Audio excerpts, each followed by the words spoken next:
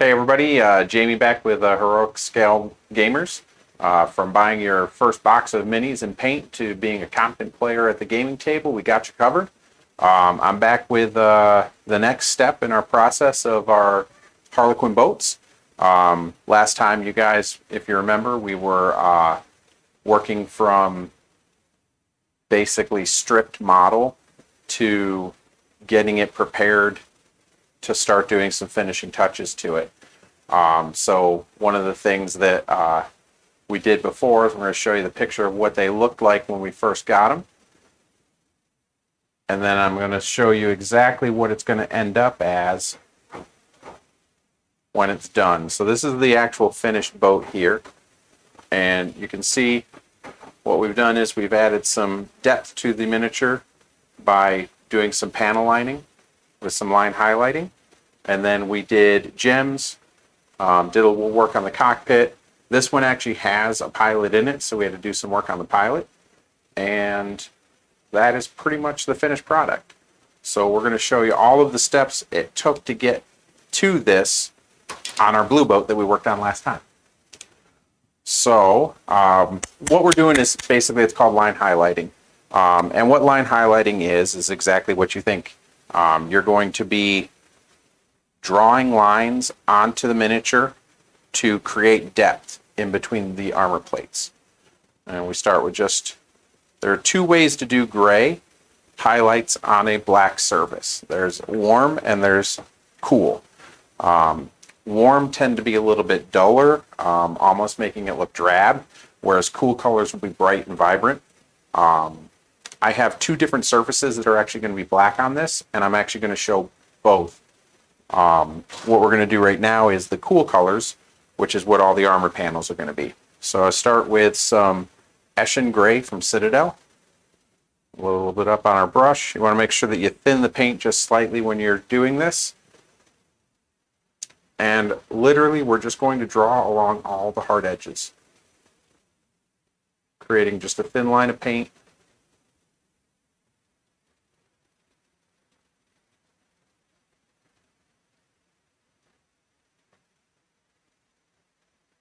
And like I said, what this does is it helps create depth in between all of these flat surfaces. So it actually takes and forces perspective. It's a really neat trick. You probably see it on most of the Games Workshop artwork on their box art. And a lot of people think that this is actually a very difficult thing to do. And it's not. It just takes a little bit of time and a little bit of patience and some practice. But what you'll find is there's a natural position that you want to be in. So you're actually going to move the miniature, not the brush. Because you always want to be working in a top-down motion because it is the most natural way that your fingers are going to move. And it will allow you to draw the straightest lines. And the best part is if you mess up, all you do is take some of your undercoat color, which we have in a bottle, and you just fix it.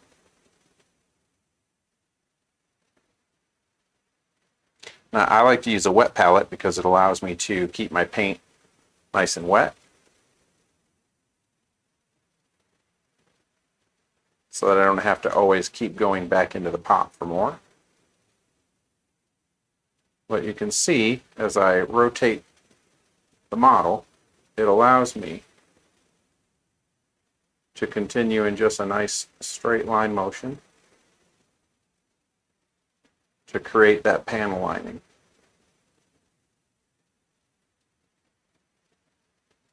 And if you really want the effect to pop, you really need to do all of the panels. And I know that seems like a lot.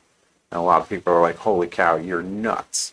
But I'm telling you, if you put in a little bit of time and effort at this point, it pays off in the end. Just like with the masking that we did to get these really cool lines, it's a very similar ta-da moment when you finally finish it off.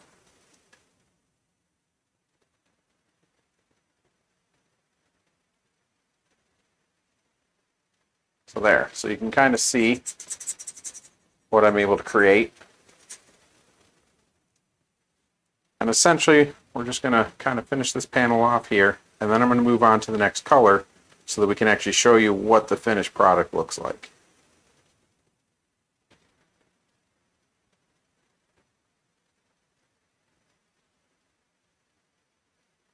Once again, we're just constantly moving the model around to actually keep our motion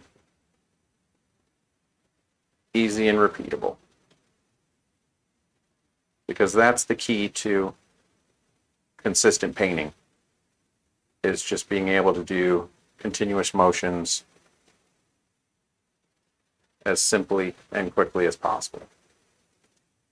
Now, I've been using this technique for probably the better part of about 25 years, so I've gotten very good at it over the years.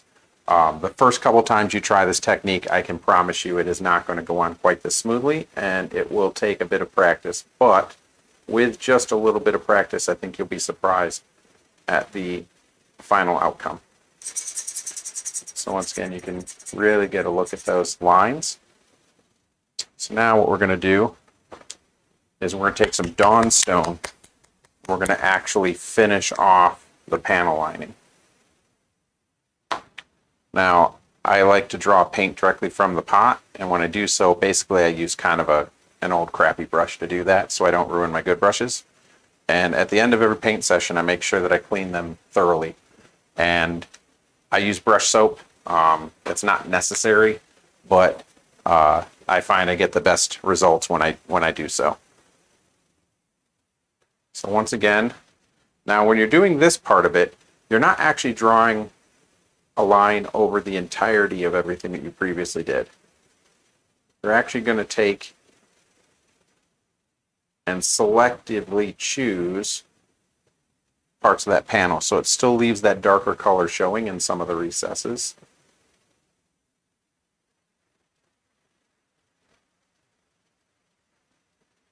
But we definitely want to hit all of the corners, especially, because it really finishes off the technique.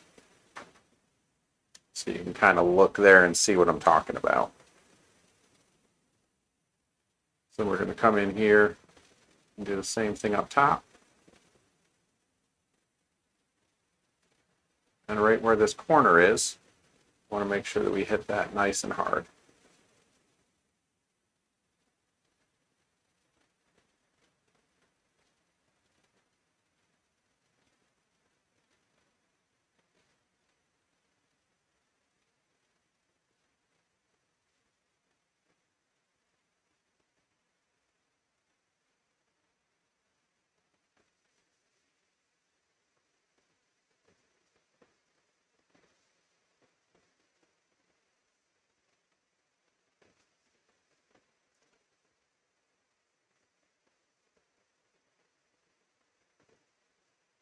And you can see I was a little heavy-handed there.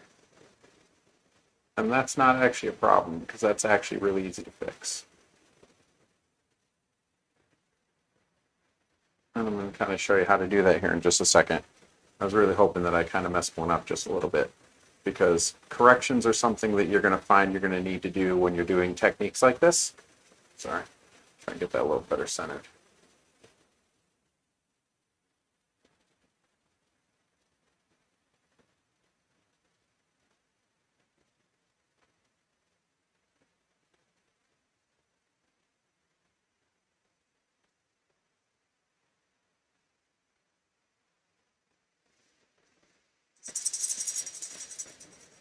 All right, so now you can really see how the effect looks. And it's very cool. It's very easy to achieve. So now I'm going to go back in and I'm going to show you what I was talking about, where I made the mistake.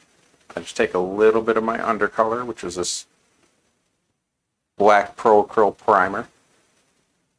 I really like these primers, actually. They're very, very easy to use. And essentially what we're going to do is we're just going to come in and we're going to shrink that line. Just like that. So now you can see it's really tight and it looks really good. So that is essentially what we do for the steps to get the the line highlighting done. And essentially what you're going to do is you're going to do that on all of the armor panels. And when you do, this is what it will end up looking like when you're done. Now, as you can see, I hit every single break in every single panel. And in doing so, it just really pops on the entirety of the miniature. And it just makes everything look just a little bit better. And it really stands out. And you can kind of see here, I even did it on these little vent pieces. Once again, it just to force that perspective. So the next step we're going to go to is how to do gems. And I do gems in what I would consider a very old school way. This is basically how Games Workshop used to do gems many, many years ago. So come back and see us when I get started with that one, and we'll show you that next step.